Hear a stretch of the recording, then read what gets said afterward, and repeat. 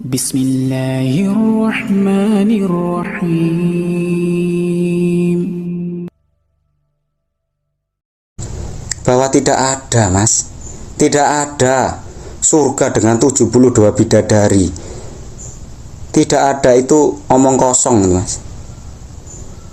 Itu semua omong kosong. Selepas kita meninggal dunia tidak ada lagi nafsu. Tidak ada lagi kenapsuan di dalam diri kita. Karena nafsu itu ada di dalam dunia ini karena diri kita masih menyatu di dalam unsur-unsur keduniaan itu tadi. Jadi sifat nafsu itu ada di dalam dunia ini, ada di bagian dunia ini. Selepas kita meninggalkan dunia ini, tidak ada lagi kata nafsu. Bahkan nanti ada, ya kan, dikatakan bahwa kita akan diberikan kenikmatan dengan 72 bidadari. Sampean iku pripun to, Mas? Bismillahirrahmanirrahim. Assalamualaikum warahmatullahi wabarakatuh. Alhamdulillahirabbil alamin alladzi khalaqal mauta wal hayata liyabluwakum ayyukum ahsanu amala. Saudaraku yang beriman kepada Allah Subhanahu wa taala, berjumpa kembali dalam channel kita Orang Surau. Pada kali ini kita ingin mereaksi video yang telah kita tampilkan di awal YouTube tadi. Saudaraku yang beriman kepada Allah Subhanahu wa taala, saya tidak tahu persis agama orang ini apa, apakah kejawen, apakah kapitayan, ataupun memang dia adalah seorang muslim. Saudaraku yang beriman kepada Allah Subhanahu wa taala, paling tidak di dalam video yang dia sampaikan itu ada 2 poin yang ingin kita jawab, ingin kita sampaikan. Bahwasanya yang pertama adalah berkenaan dengan adanya jumlah 72 bidadari kelak di surga. Ini yang pertama. Kemudian yang kedua adalah berkenaan dengan bahwa katanya tidak ada lagi nafsu nanti ketika setelah kematian atau ketika berada di dalam surga. Saudaraku yang beriman kepada Allah Subhanahu wa taala, kita sampaikan yang pertama adalah bahwasanya jumlah bidadari 72 kelak yang Allah berikan kepada mereka penduduk surga itu benar adanya. Hadis ini berkenaan dengan 6 keutamaan yang Allah berikan kepada mereka yang mati syahid. Di antaranya dinikahkan dengan 72 bidadari. Seperti apa yang disampaikan oleh Rasulullah SAW, wa yujawizu snataini wa sab'ina zaujatan minal hurin 'ain. Yang artinya Allah akan menikahkan para syuhada itu kelak dengan 72 bidadari atau yang disebut dengan hurun 'ain. Ya, memang istilah bidadari ini adanya ikhtilaf ulama, adanya perbedaan pendapat di ulama, bahwasanya ada yang berpendapat sebutannya adalah hurun 'ain, ada yang berpendapat sebutannya adalah nisa'u fil jannah, tetapi untuk memudahkan memahami ada juga memakai istilah bidadari. Memang istilah bidadari tidak didapatkan di dalam nas, melainkan adanya hurun 'ain, kemudian nisa'u fil jannah. Saudaraku yang beriman kepada Allah Subhanahu wa taala, sudah terjawab apa yang disampaikan tadi ya, sudah terjawab pertanyaan yang pertama, bahwa memang ada jumlah 72 bidadari kelak yang Allah berikan, yang Allah nikahkan kepada mereka yang mati syahid. Ini hadis yang diriwayatkan oleh Imam Ibnu Majah, hadis nomor 2796. Dan ada juga yang diriwayatkan oleh Imam Tirmizi dalam Al-Jami' As-Sahih nomor 1629. Bisa nanti dicek hadisnya di sana. Dan status hadis ini adalah hadis sahih. Sekali lagi, status hadis ini adalah sahih.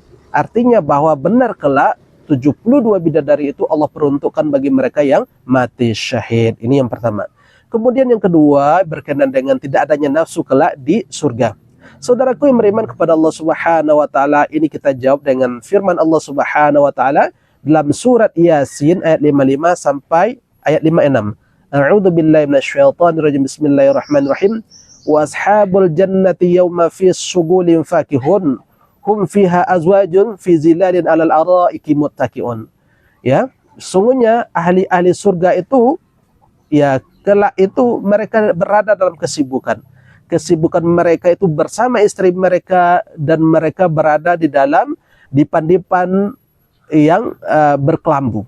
Saudaraku, beriman kepada Allah Subhanahu wa taala mengomentari ini, kalau kita lihat di dalam tafsir Ibnu Katsir, bahwasanya Abdullah bin Mas'ud, kemudian Sulaiman At-Taimi, kemudian juga sahabat Ikrimah mengatakan bahwa kesibukan kelak di antara kesibukan penduduk surga itu adalah bercengkrama, kemudian juga adanya hubungan badan ketika mereka nanti berada di dalam surga, dan mereka itu bersenang-senang dengan istri mereka di atas dipan-dipan, yang mana dipan-dipannya itu ada kelambunya. Ini bisa nanti kita lihat ya di dalam tafsir Ibnu Katsir juga disampaikan seperti itu, bahwasanya ini pendapat dari Ikrimah, kemudian Abdullah bin Mas'ud, kemudian Sulaiman At-Taimi, bahwasanya memang betul ada kelak adanya nafsu setelah kita berada di dalam surganya Allah Subhanahu wa taala.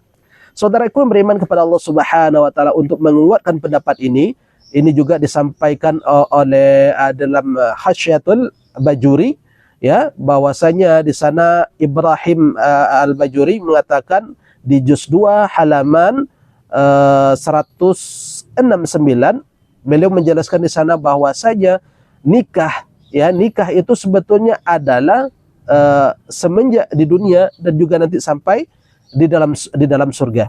Artinya bahwasanya nikah itu adalah warisan yang ditinggalkan oleh Nabi Adam alaihissalam. Sampai kapan? Sampai nanti mereka memasuki surganya Allah Subhanahu wa taala. Bisa nanti dilihat di dalam Hasyiatul Bajuri juz 2 halaman 169. Kemudian juga di dalam di dalam Khasyah I'anatut Talibin juz 4 halaman 253 disampaikan oleh Syekh Said Bakri Asyata Adamyati, juga pun mengatakan bahwasannya kelak di dalam surga pun adanya yang bernama hubungan antara suami dan istri. Artinya di sana juga nanti adanya nafsu seperti layaknya di kehidupan dunia. Kenapa? Karena di antara kesenangan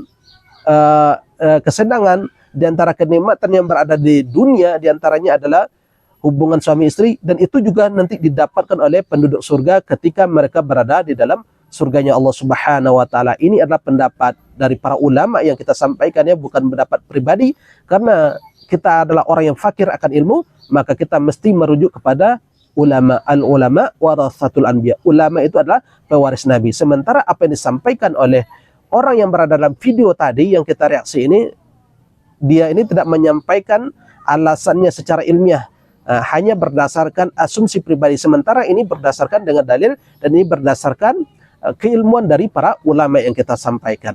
Mudah-mudahan video ini bisa menjawab apa yang beliau sampaikan, karena kalau ini tidak dibetulkan, umat nanti akan menganggap ini adalah sebuah kebenaran ya, terutama umat Islam ya. Saya tidak tahu persis apakah dia ini adalah muslim ataupun tidak. Barangkali ini yang bisa kita sampaikan. Mudah-mudahan penyampaian yang singkat ini bisa memberikan manfaat untuk kita bersama. Subhanakallahumma wa bihamdika asyhadu an la ilaha illa anta astaghfiruka wa atubu ilaik. Wa billahi taufiq wal hidayah. Assalamualaikum warahmatullahi wabarakatuh. Alhamdulillahi rabbil alamin.